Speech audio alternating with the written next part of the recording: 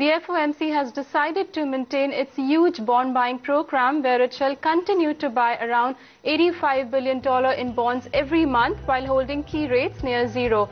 The Federal Reserve observed that the economy has expanded at a modest pace during the first half of the year after the Q2 GDP data indicated a rise of 1.7% as against an expectation of about 1.1%. There were no hints regarding the easing back of the easy monetary policy. US markets did not react to the FOMC statements much as Bernanke did not specify any timeline for QE taper down.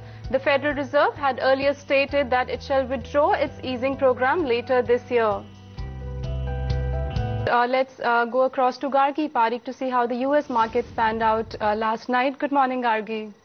Well, Navneet, it was a flat closing for the US markets yesterday. Remember that the Fed has said that they will not go ahead and trim the bond buying program. At least no indications coming in at this point in time. If you look at the Dow Jones, that fell almost 0.1%. The S&P 500 closed almost flat. In fact, Nasdaq closed up almost 0.3%. Remember, there was some decline in the early part of the trading session, but by the end of the trading session, we saw some relief coming in with the US Fed's comments. The S&P 500, let me remind you here, 5% gains in the month of July. It's the best month that we've seen for the S&P 500 since the month of Jan.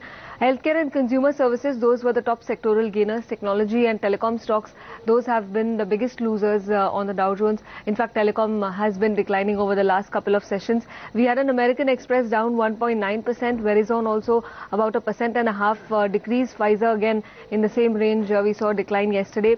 Disney gained 0.7%, JP Morgan also, and Home Depot about 0.5% increase on both these counters. If you look at the overall volume action, 7 billion shares that were traded on US exchanges, that's way above, almost 10% above the last 6 months average.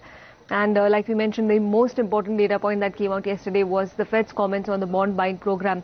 From the ADR pack, we had Tata Communications that declined 3%, Sterlite Industries that was up about 3%, and Dr. Reddy's another 4% addition yesterday.